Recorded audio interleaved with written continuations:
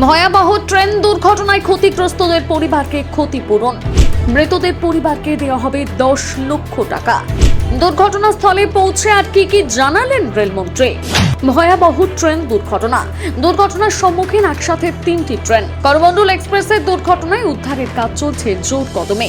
এই পরিস্থিতিতে ক্ষতিপূরণের ঘোষণা করলেন কেন্দ্রীয় রেলমন্ত্রী অশ্বিনী বৈষ্ণব। ক্ষতিপূরণ দেওয়া হবে মৃতদের পরিবার এবং আহতদের। শুক্রবার সন্ধ্যায় আচমকাই ভয়াবহ দুর্ঘটনাটি ঘটে। সন্ধ্যে 7টা নাগাদ ওড়িশার বালাসোরের বাহানগা বাজার রেল স্টেশনের কাছে যা ঘটল তা কারো দুঃস্বপ্নেও আসে না।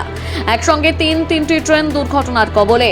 সবচেয়ে বেশি ক্ষতির মুখে up Shalimar Chennai Coromandel express train. প্রথম মালগাড়ির সঙ্গে করমণ্ডলের ধাক্কা, তাতে লাইনচ্যুত হয় একাধিক বগি।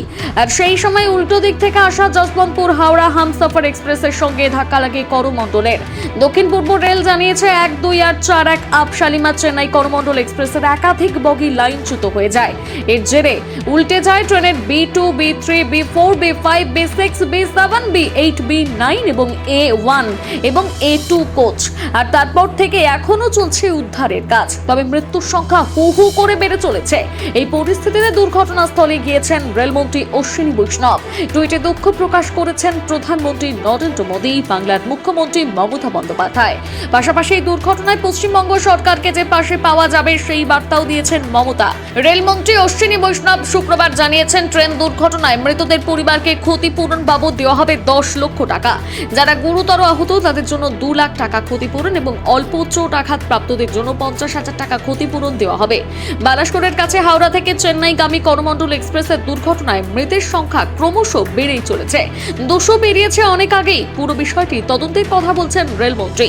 আপাতত উদ্ধারের কাজ করছে রেল, এনডিআরএফ, এসডিআরএফ এবং রাজ্য সরকার। যাত্রীরা যাতে সর্বোত্তম স্বাস্থ্য সেবা পান সেদিকেও নজর রাখা হচ্ছে বলে জানিয়েছেন রেলমন্ত্রী।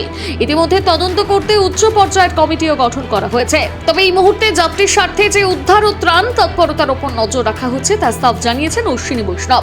দুর্ঘটনার কারণও খতিয়ে দেখা হবে। এমনকি রেল নিরাপত্তা কমিশনারও একটি স্বাধীন তদন্ত করবেন বলে জানা গিয়েছে। গোটা ঘটনায় ওড়িশা এবং তামিলনাড়ুতে একদিনের শোক দিবস পালনের ঘোষণা করা হয়েছে। অতীতের এক ট্রেন দুর্ঘটনা ঘুম কেড়ে নিয়েছিল রাজ্যবাসীর। 1999 সালে 2রা আগস্ট দিল্লি থেকে আসা অবোধ আসাম এক্সপ্রেস ও ব্রহ্মপুত্র মেলের মুখোমুখি ধাক্কায় তৈরি হয়েছিল এই পরিস্থিতি। উত্তর দিনাজপুরের গাইসাল স্টেশনে সেই দুর্ঘটনায় মৃত্যু হয়েছিল 285 জনের। এরপর জ্ঞানেশ্বরী এক্সপ্রেসের দুর্ঘটনাও রয়েছে, সেবার 180 জনের মৃত্যু হয়। তবে শুক্রবারের করমণ্ডলের দুর্ঘটনা যেন সবকিছুকে ছাপিয়ে গেল, এমনটাই আশঙ্কা করা হচ্ছে। Report Bengal live.